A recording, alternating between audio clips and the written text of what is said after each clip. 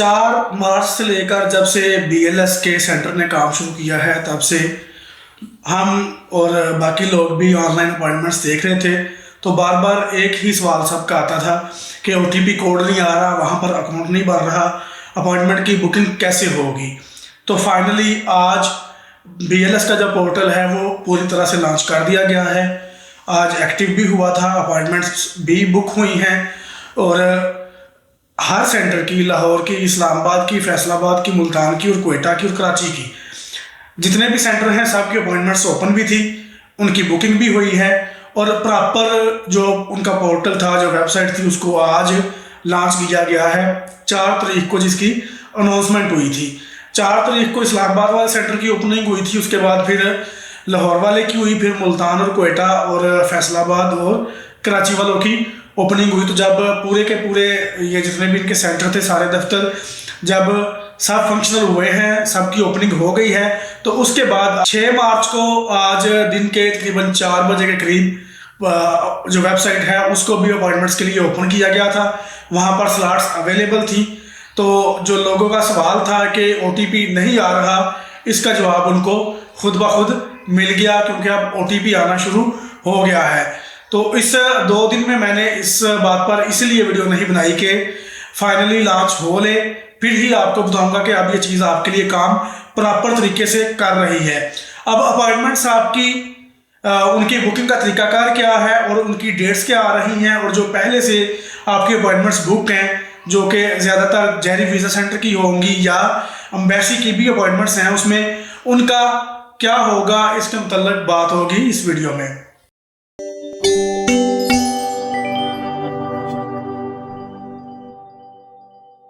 अस्सलाम वालेकुम, welcome to UY consultant. UY consultant में खुशामदीद। उम्मीद करता हूँ आप सब खैरियत से होंगे। तो इटली का जो बीएलएस का पोर्टल लॉन्च हुआ है, जिस पर आपने अपॉइंटमेंट्स करनी है, सबसे पहले अपॉइंटमेंट्स का तरीकाकार बिल्कुल सिंपल एंड प्लेन है। जैसे आप कोई भी अपनी आईडी बनाते हैं, जीमेल की, याहू की या फेसबुक की, यूट्यूब की, कोई भी चीज़ आप चलाने के लिए जब उस पर आईडी बनाते हैं, तो वो वाली आईडी आपकी जो जिस प्रोसेस से गुजर के बनती है, उसी तरीके से बीएलएस की वेबसाइट पर भी आपकी सबसे पहले आपने अपना अकाउंट रजिस्टर करना है। उसके बाद आपने अपनी अपॉइंटमेंट की कैटेगरी के लिए उसको चेक करना है कि वो अवेलेबल है या नहीं, क्योंकि अपॉइंटमेंट 24 घंटे तो ओपन नहीं रहेगी। अपॉइंटमेंट्स की बुकिंग के ऑप्शन पे जाके आपने आगे अपनी कैटेगरी सेलेक्ट करके पेज को रिफ्रेश करके चेक करते रहना है कि आपकी कैटेगरी के लिए कोई स्लॉट अवेलेबल है या नहीं। आज के दिन में जो स्लॉट्स ओपन हुई थी वो सिर्फ और सिर्फ फैमिली वीज़ा वाली अपॉइंटमेंट्स बुक हुई हैं। तकरीबन 2-2.5 घंटे तक मैं इस चीज़ को ऑब्जर्व करता रहा हूँ कि कोई और कैटेगरी भी मिले, लेकिन नहीं मिली। लीगलाइजेशन की कोई अपॉइंटमेंट नहीं मिली, वर्क वीज़ा की भी नहीं मिली। सिर्फ और सिर्फ फैमिली रीयूनियन कैटेगरी पर अपॉइंटमेंट्स बुक हो रही थी। फैमिली वीज़ा वालों की, नोलाउस्ता जिनका आता है उन फैमिली वीज़ा वालों की, ईयू फैमिली वीज़ा वालों की नहीं।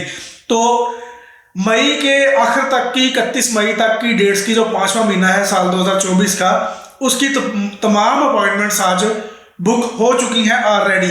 उस पर जितने भी स्लॉट्स अवेलेबल थी उन सब की बुकिंग हो गई है। अब नेक्स्ट जो अपॉइंटमेंट ओपन होगी तो वो जून की होगी, 6ठे महीने की। इसके अलावा जो आपकी अपॉइंटमेंट्स ऑलरेडी बुक हो चुकी हैं और आपको मिल चुकी हैं कॉल पर, पहले की जो हो चुकी हैं, उसमें जितनी भी अपॉइंटमेंट्स जहरी वीज़ा सेंटर की थी वो सारी अपॉइंटमेंट्स रीशेड्यूल होकर बीएलएस के सेंटर पर जाएंगी या जा रही हैं या जा चुकी हैं।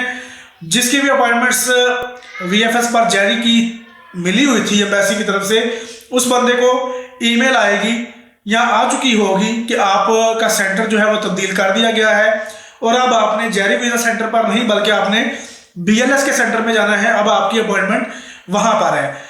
कुछ अपॉइंटमेंट्स लीगलाइजेशन कैटेगरी की जो डायरेक्ट एम्बेसी की थी, एम्बेसी ने डायरेक्ट एम्बेसी की ही दी थी, वो वाली अपॉइंटमेंट्स भी रीशेड्यूल होकर बीएलएस के सेंटर पर जा रही हैं। तो जितनी भी अपॉइंटमेंट्स आपकी हैं, हर बंदा अपनी जिस आईडी पर उसकी अपॉइंटमेंट हुई है उसको एक्टिव रखे और उसको देखता रहे, क्योंकि वीज़ा वाली तो चलो जो जारी की थी वो तो जानी ही बीएलएस पर है, वो तो यानी कि एक शोर शॉट है कि वो तो जानी है। जिनकी लीगलाइजेशन की अपॉइंटमेंट है उनको भी ध्यान रखना पड़ेगा कि एम्बेसी वाले सारी अपॉइंटमेंट्स एम्बेसी वाले खुद हैंडल नहीं कर रहे, वो कुछ BLS की तरफ रेफर भी किए जा रहे हैं और आप लोगों को वो मेल्स भी भेज रहे हैं कि आपका सेंटर जो है वो तब्दील कर दिया गया है। अब आपने एम्बेसी की बजाय BLS के ऑफिस में जाकर अपने डॉक्यूमेंट सबमिट करने हैं। अपॉइंटमेंट्स जो ऑनलाइन बुक उनका करने का शेड्यूल है, उसकी ओपनिंग वगैरह का, वो BLS पेन की तरह है। उसका कोई टाइम टेबल नहीं है कि कोई मखसूस टाइम हो जिसमें वो ओपन होगी। वो 24 घंटे में किसी भी टाइम ओपन हो सकती है, लेकिन होपफुली के ज़्यादा दफ़ा जो ओपन वो होगी तो वो वर्किंग टाइम में होगी 9 से 5 के दरमियान। लेकिन बाज़ औक़ात ऐसा होता है कि ये BLS की जो स्पेन की भी अपॉइंटमेंट होती है वो आउट ऑफ वर्क टाइम भी अवेलेबल होती है। उसकी स्लॉट कभी कभार रात 8-9 बजे भी ओपन हुआ करती है, तो वो कभी कभी होता है। तो अगर कभी ऐसा होगा तो शायद आपके हाथ से निकल जाए, लेकिन ज़्यादा चांस यही है कि वो 9 से 5 का जो वर्किंग टाइम है उस टाइम के दौरान अपॉइंटमेंट को ओपन किया करेंगे। और हाँ, अपॉइंटमेंट पर आपने जब अकाउंट बना लिया तो आपने अपना पासपोर्ट नंबर वगैरह एंटर कर देना है, वो तो कन्फर्म वहीं पर रहेगा पक्का। आपको हर दफ़ा अपना नाम, फर्स्ट नेम, लास्ट नेम ये डालना पड़ेगा। और उसके बाद ये है कि आपको जो अपॉइंटमेंट की बुकिंग है उसके लिए उसकी फ़ीस भी पे करनी पड़ेगी। ऑनलाइन आपके जो क्रेडिट कार्ड होते हैं या डेबिट कार्ड होते हैं उनसे आपने उसकी ऑनलाइन अपॉइंटमेंट की फ़ीस भी पे करनी है। तकरीबन 10,332 रुपये एक एप्लीकेंट की फ़ीस आ रही है। तो जितने एप्लीकेंट्स होंगे उतने ही आपको स्लॉट्स मिलेंगे, तो उतनी ही आप फीस पे करेंगे। तो ये है BLS की अपडेट जो कि अब फुली लॉन्च कर दी गई है और आपके लिए वो एक्टिव भी है। बाकी आप पे डिपेंड करता है कि आप कितने एक्टिव हैं, क्या आप अपनी अपॉइंटमेंट उठाने में कामयाब होते हैं या नहीं। तो ये अब आप पे डिपेंड करता है। मेरा काम था आपको अपडेट देना, आपको न्यूज़ देना, जो कि मैंने आपको दे दी और उम्मीद करता हूँ कि ये आपके काम आएगी।